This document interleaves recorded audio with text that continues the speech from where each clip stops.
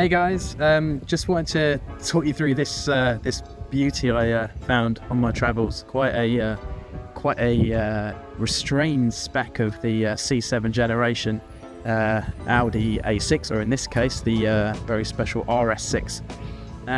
This generation of A6 was really fantastic. The quality, the refinement, the execution, the performance, everything was great. And the RS6 was the performance flagship of that. So yeah, a little backstory. Audi RS, that kind of started in around, well, kind of you could argue in the early 90s with the RS2. And then there was a big delay until the RS4 came out in 2001 based on the A4. Then this came out the following year, the RS6, the first generation RS6 with a twin turbo V8. Later on they had the bi-turbo V10 version using some components shared with Lamborghini, but not the whole engine.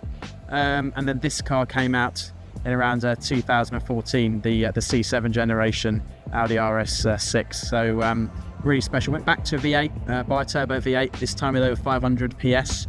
The late ones can get up to about 600 PS. And easily mappable, easily tunable. The performance was a significant step forward from the V10. People were kind of saying, oh, it was going back to V8 from the V10, but actually it was lighter. So although it had slightly less horsepower, about 560 horsepower, compared to about 575 for the V10, and it had a better auto gearbox setup, it was actually quicker than the V10 version because it was a V8. It was slightly lighter at the front end, the engine was lighter, which meant there was less weight over the nose.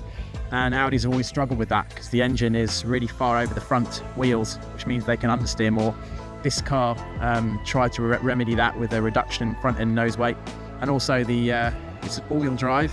RS Audis always have been, but there's more power going to the rear now, so more torque going to the back, which made the car more balanced to drive. You could steer it under the throttle a bit more as well. It wasn't quite as drift machine as the M5 or the AMG Mercedes at the time, but still an incredibly kind of subtle all-weather express, but also much more fun to drive. This generation for me is an absolute highlight. They got the performance and kind of distinctiveness balance just right. I mean, this car is a nice subtle black. It's got the optional 21-inch wheels. They had a few designs of this. The standards are on 20s, but it still looks quite subtle.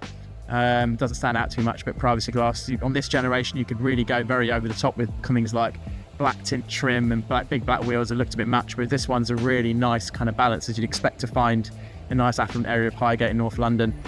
Anything else to mention this one? Well, I've always found the brake discs quite interesting on this. So the brake discs have got this special kind of wavy effect. You can see down there, they're not completely round, they have that effect there, and that's for cooling purposes and create better bite in the brakes. See, this car was not far off 2 tons in terms of weight, so no lightweight, so big brakes are really, really important to slow down quickly. Delimited, these will probably pass 200 miles an hour. The standard car is limited to 155. You can buy a performance pack to de-restrict it to about 180. But yeah, really, really effortless to drive on a day-to-day basis. Although it had a huge amount of power, it could use it all year round because of that torsional wheel drive system.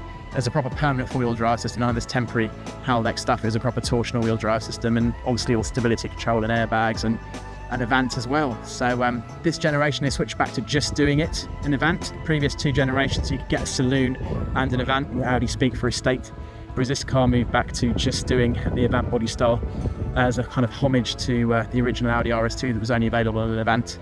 But yeah, really amazing machine.